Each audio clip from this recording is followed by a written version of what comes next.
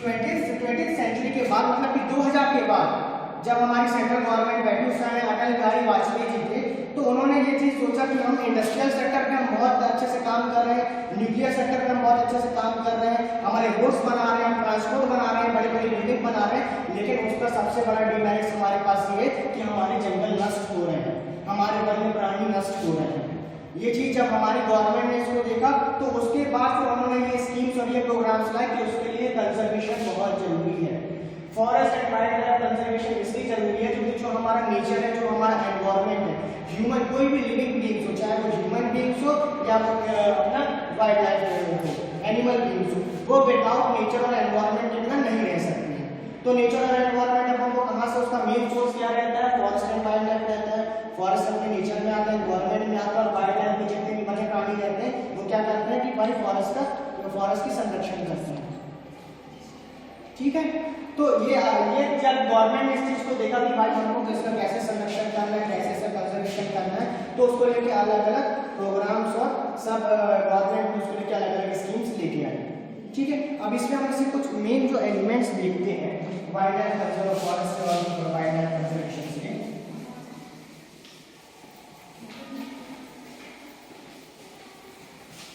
Forest and wild life conservation सबको समझ में आ गया, ये टॉपिक तो क्लियर हो गया, इतना कॉन्सेप्ट क्लियर हो गया। अब इसके हम कुछ एक मेन एलिमेंट्स देखते हैं। सबसे पहले हम देखते हैं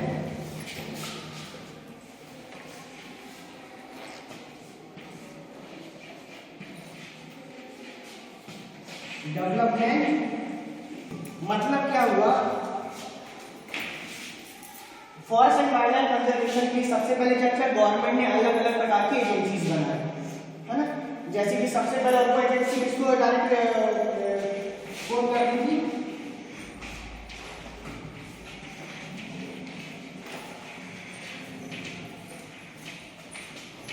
फॉरेस्ट डिपार्टमेंट, जिसे हम वन विभाग कहते हैं। ठीक है, तो क्या हुआ कि सबसे पहले जब इनके कंजर्वेशन के लिए, फॉरेस्ट जंगलों के लिए, वन्य प्राणियों के लिए सबसे पहले गवर्नमेंट ने क्या किया, सबसे पहले गवर्नमेंट ने एक एजेंसी सेट करी, एक संस्थाएं सेट करी विभिन्न प्रकार की, क्योंकि हम बहुत विभिन्न देशों में रहते हैं, मतलब कि हम उस देश में रहते हैं जहाँ पे बहुत विभिन्नता है, अलग अलग स्टेट्स है, अलग अलग क्षेत्र है, तो अलग अलग क्षेत्रों के हिसाब से, अलग अलग स्टेट्स के हिसाब से क्या किया गवर्नमेंट ने एजेंसीज तैयार की।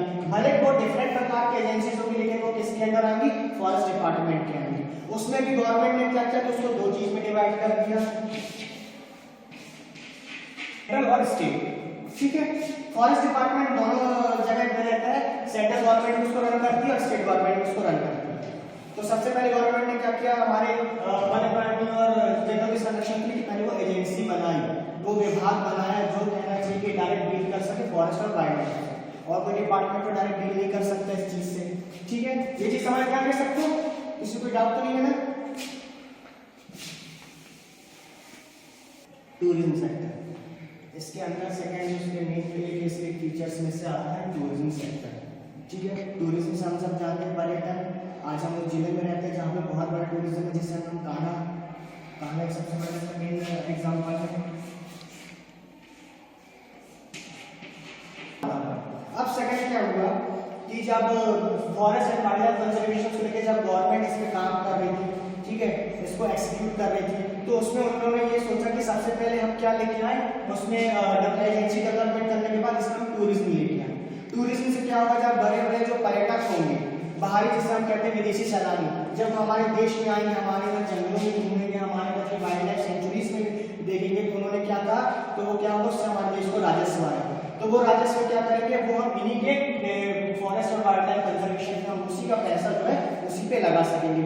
हम उस डिस्ट्रिक्ट में रहते हैं जहाँ पे हमको कान्हा देखने को मिलता है, उस स्टेट में रहते हैं जहाँ पे बांधवगढ़ है। ठीक है, अदर स्टेट जाते हो ऑर्बिट पार्क है, तो तमाम ऐसे पार्क सेंचुरीज वगैरह जो है वो गवर्नमेंट के थ्रू क्या किया, बनाने लगी। गवर्नमेंट उसमें ध्यान देने लगा, क्यों ध्यान देने लगा, ताकि जिससे वाइल्ड लाइफ जो उनका भी संरक्षण हो जाए, है ना। तो उसको लेकर क्या किया, टूरिज्म पे सबसे ज्यादा ध्यान दिया सरकार ने, कि जब पर्यटक आएंगे, पर्यटक हमारे देश में आएंगे, वो हमारे यहाँ की वाइल्ड लाइफ से जुड़ेंगे, फॉरेस्ट को देखेंगे, तो उससे क्या होगा, फॉरेन इन्वेस्टमेंट होगा। इसके अंदर एक और फॉरेन इन्वेस्टमेंट। ठीक है, फॉरेन इन्वेस्टमेंट से क्या होता है कि जब पर्यटक हमारे तक आते हैं, तो वो जो उनका जो धन रहता है, उनकी पूंजी रहती है, तो वो क्या करते हैं, वो वो अपने घर पे इन्वेस्ट करते हैं। कैसे इन्वेस्ट करते हैं?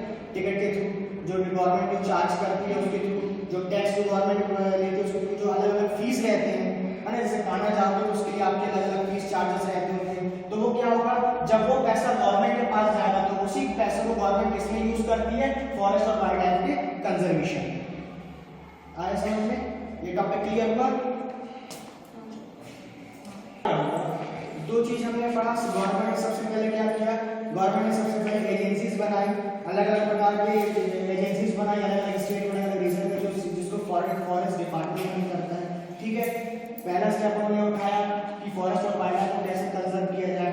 उसके बाद सेकंड चीज उन्होंने क्या किया? उन्होंने टूरिज्म को सबसे ज्यादा बढ़ावा दिया, ताकि जो विदेशों का पैसा वो हमारे देश में आ जाए और उससे हम उसी पैसों को हम फॉरेस्ट और वाइल्ड लाइफ के कंजर्वेशन में यूज कर सके। ठीक है, गवर्नमेंट हमसे तो पैसा लेती नहीं है जंगली जानवरों के संरक्षण के लिए, तो उन्होंने क्या किया? टूरिज्म को उसमें एक मोड बनाया। थर्ड चीज हम पढ़ते हैं development of hospitality in forest. इसमें हॉस्पिटैलिटी का मतलब होता है फैसिलिटीज। ठीक है, अब फॉरेस्ट में कौन कौन से प्रकार की फैसिलिटीज देती है? जैसे कि हमने सबसे पहले देखा,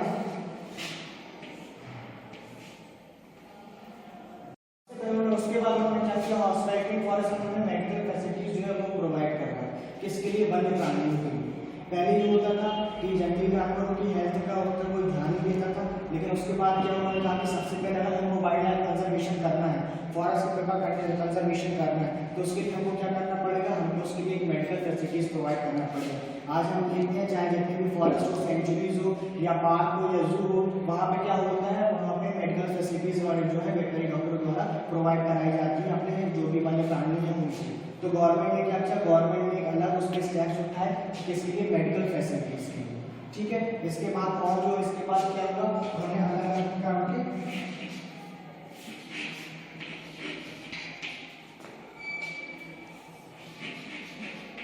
प्रकार के रूल्स एंड गाइडलाइंस बनाए।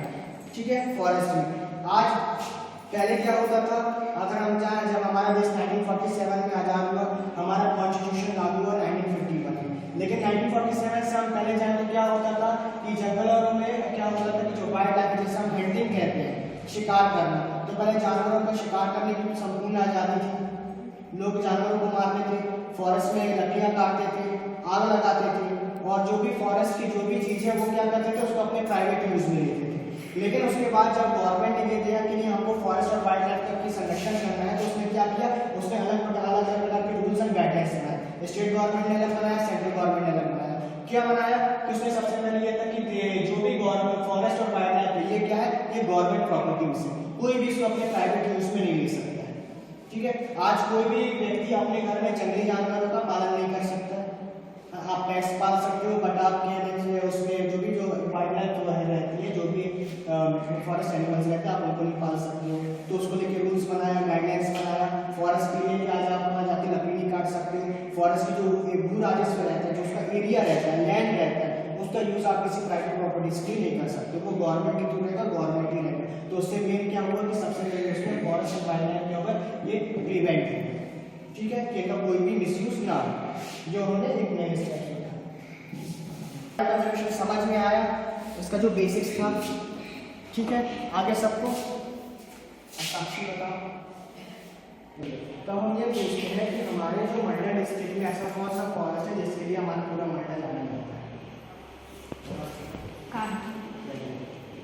अब ये बताओ, गवर्नमेंट ने सबसे फर्स्ट स्टेप कौन सा उठाया था फॉरेस्ट और वाइल्ड लाइफ कंजर्वेशन के लिए?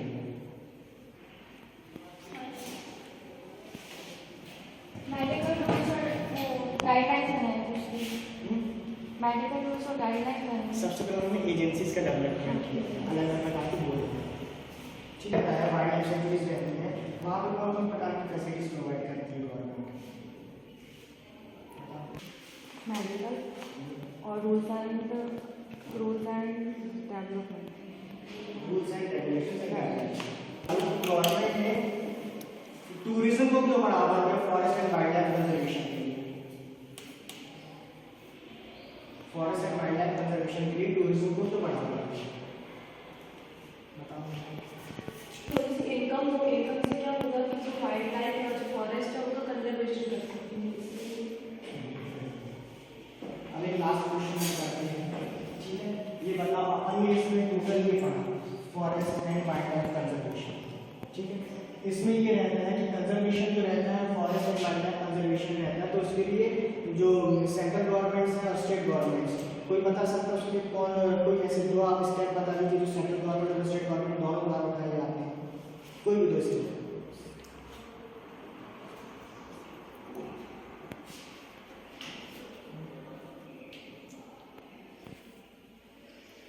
20वीं सेंचुरी आया, ठीक है, तो गवर्नमेंट ने जो भी सेंट्रल गवर्नमेंट और स्टेट गवर्नमेंट द्वारा ये हुआ कि सबसे पहले उन्होंने ये रूल्स लेके आया कि जो गवर्नमेंट ये जो फॉरेस्ट एंड वाइल्ड लाइफ है, तो पहला तो ये आया कि उन्होंने उसको क्या बनाया, गवर्नमेंट प्रॉपर्टी बनाया, ठीक है, उसको प्राइवेट यूज में आप नहीं ले सकते हैं, ठीक है। उसके बाद जो इसमें सेकंड चीज ये आया कि उसमें जो हंटिंग थी उसको पूरी तरीके से बैन कर दिया।